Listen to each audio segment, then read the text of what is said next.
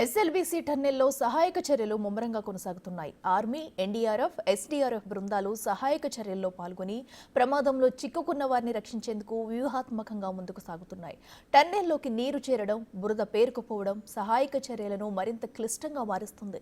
ఇప్పటికే 12 కిలోమీటర్ల దూరంలో 3 అడుగుల మేర నీరు, బురద చేరినట్లు గుర్తించారు.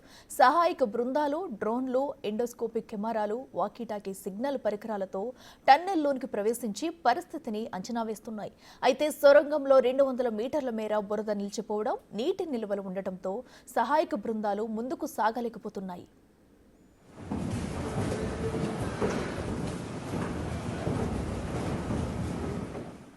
సమస్యను పరిష్కరించేందుకు విరిగిపోయిన టన్నెల్ బోరింగ్ మిషన్ టీబీఎం భాగాన్ని తొలగించాలని అధికారులు యోచిస్తున్నారు. విరిగిన భాగాలను తొలగించడంలో సాంకేతిక అవరోధాలు ఎదురవుతున్నాయి. మరోవైపు చిక్కుకున్న వారి కుటుంబ సభ్యులు ఘటనా స్థలానికి చేరుకుని ఆందోళన వ్యక్తం చేస్తున్నారు. ఎస్ఎల్బీసీ దోమలపెంట టన్నెల్లో చిక్కుకున్న వారిని బయటకు తీసేందుకు కేంద్ర రాష్ట్ర విపత్తు నిర్వహణ బృందాలు నిరంతరం కృషి చేస్తున్నాయి. ఆపరేషన్లో ఆర్మీ, నేవీ, సింగరేణి, కేంద్ర రహదారుల విభాగం, జేపీ, నవీకో కంపెనీలకు చెందిన 584 మంది నిపుణులు పాల్గొంటున్నారు.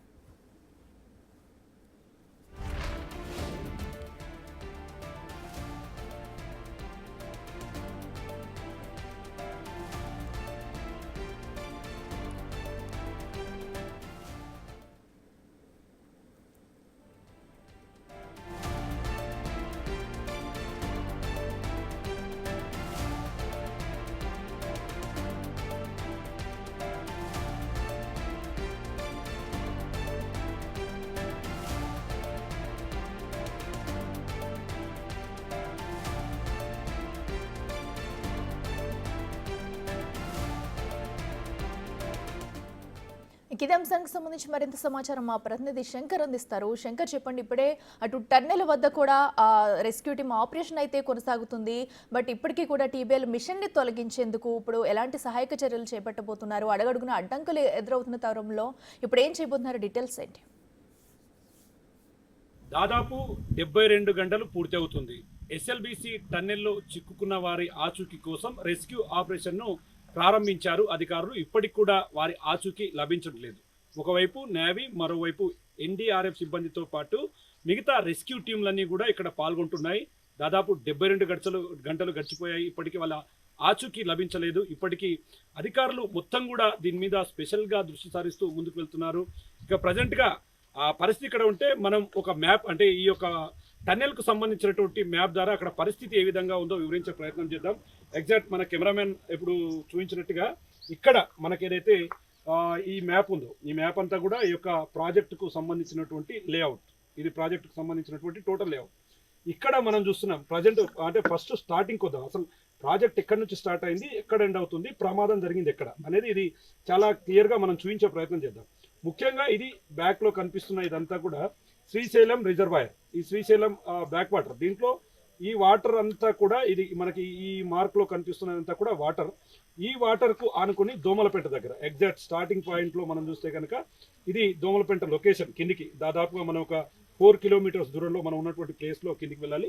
ఇక్కడ నుంచి టన్నెల్ మొత్తం కూడా ఇక్కడి వరకు చూసుకుంటే 43.93 కిలోమీటర్స్, అంటే 43.93 కిలోమీటర్లు, అంటే 43 కిలోమీటర్ల మేర కూడా ఈ టన్నెల్ను రూపొందించారు. ఇది 2005లో వైఎస్ రాజశేఖర రెడ్డి హయాంలో 22,000 కోట్లకు పైచిలుకుగా కూడా ఈ టన్నెల్ను స్టార్ట్ చేయడం జరిగింది. అంటే ఈ టన్నెల్ పూర్తిగా కంప్లీట్ అయితే ఇక్కడ మనకు చూపిస్తున్నటువంటి ఈ ప్రాంతం ఏదైతే ఉందో, ఇది నక్కలగండి, ఇది నల్గొండ జిల్లా. దీన్ని డిండి ప్రాజెక్టుగా కూడా చెప్తారు. ఇది మొత్తం కెపాసిటీ వచ్చేసి 7.64 టీఎంసీలు. అయితే ఇక్కడ నుంచి దాదాపుగా వెళ్తూ వస్తూ ఉంటే ఇక్కడ మనకి ఏదైతే ఇక్కడ, అంటే ఇక్కడ బ్యాక్లో నుంచి తీసుకుందాం, ముందు ఏదైతే నల్లగొండ నుంచి తీసుకుంటే ఇక్కడ 23 కిలోమీటర్ల మేర కూడా ఓవరాల్గా వర్క్ కంప్లీట్ అయింది. 23 కిలోమీటర్స్ అనేది కూడా అవుటర్, అంటే అక్కడ నుంచి కంప్లీట్ అయింది. మనం ఇంటర్నల్, అంటే ఇక్కడ ఏదైతే శ్రీశైలం తీసుకుంటే దాదాపు ఇప్పుడు ఈ స్పాట్ 13 కిలోమీటర్లు కంప్లీట్ అయింది. 13.88 కిలోమీటర్లు ఎగ్జాక్ట్ నేను చూపిస్తున్నటువంటి ఈ ప్లేస్లోనే సీపేజ్, అంటే ఒక్కసారిగా నీరు, బురద, మిగతా మట్టి అంతా రావడంతో ఒక్కసారిగా ఇదంతా కూడా కురుకుపోయి ఇక్కడ అంటే ఆ రోజు 8:30 ఈ ప్రాంతంలోకి వెళ్ళారు వాళ్ళంతా. ఎగ్జాక్ట్గా 50 మంది లోపలికి వెళ్ళారు. ఇక్కడ ఒక్కసారిగా ఈ పైకప్పు ఇక్కడ ఉన్నటువంటి సిమెంట్ బ్రిక్స్ అన్ని కూడా కూలిపోవడంతో ఒకసారిగా ఇక్కడ 8 మంది చిక్కుపోయారు. మిగతా 42 మంది అంతా కూడా సేఫ్గా బయటికి రావడం జరిగింది. మరి ఆ రోజు నుంచి ఈ రోజు అంటే దాదాపు 72 గంటలు పూర్తయింది. వీరి కోసం ఒక రెస్క్యూ ఆపరేషన్ అనేది కూడా కొనసాగుతుంది. ఈ రెస్క్యూ ఆపరేషన్లో ప్రధానంగా ఇక్కడ ఉన్నటువంటి ఈ ప్రాంతంలో మొత్తం కూడా ఇక్కడ టీబీఎం మిషన్ అంటే ఈ మిషన్ ద్వారా మొత్తంగా భూమిని తొలిచే యంత్రం ద్వారా ఈ టన్నెల్ను కంప్లీట్ చేయాల్సినటువంటి పరిస్థితి. అక్కడ మొత్తం పెద్ద మొత్తంలో వాటర్ బురద అంటే ఎక్కువ ఫోర్స్తో ఒక్కసారిగా రావడంతో ఈ మిషన్ కూడా ఒక్కసారిగా దాదాపు 150 మీటర్ల మేర బ్యాక్ రావడం జరిగింది. అంటే ఫోర్స్ అనేది ఎంత ఎక్కువగా ఉందో మనం గమనించవచ్చు.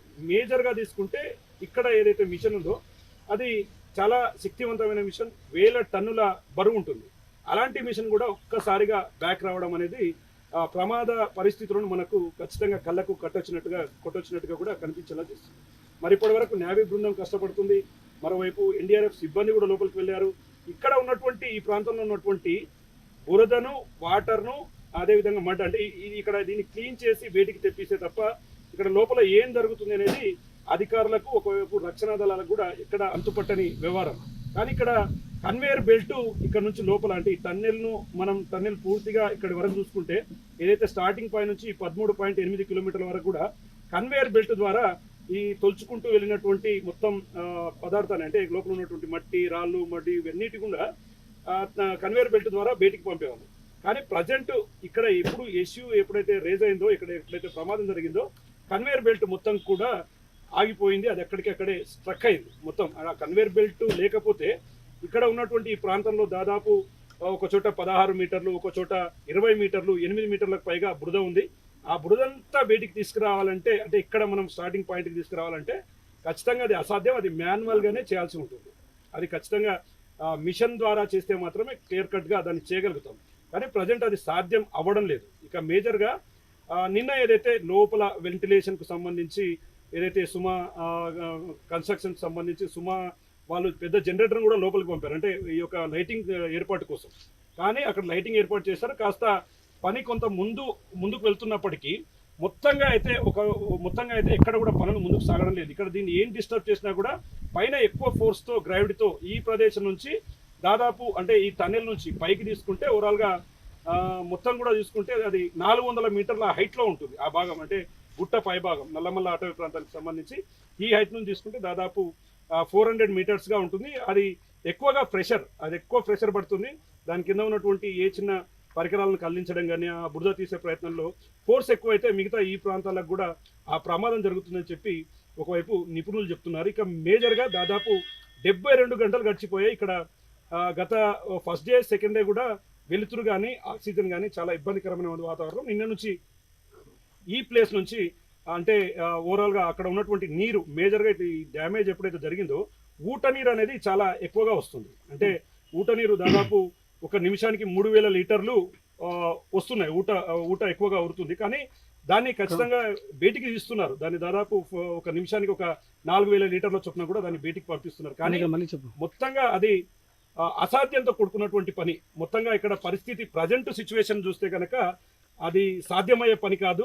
మొత్తంగా ప్రజెంట్ ఏదైతే ఉందో ఇక్కడ కొనసాగుతున్నటువంటి రెస్క్యూ ఆపరేషన్, టన్నెల్లో చిక్కుకున్నటువంటి వారికి సంబంధించినటువంటి అప్డేట్స్ కూడా మరికొద్దిసేపట్లో రానున్నాయని చెప్పి కూడా సర్వత్రా ఇక్కడ ఆసక్తి అయితే నెలకొని ఉన్నటువంటి పరిస్థితి కనిపిస్తుంది. దాదాపు 72 గంటలు పూర్తి అవుతుంది.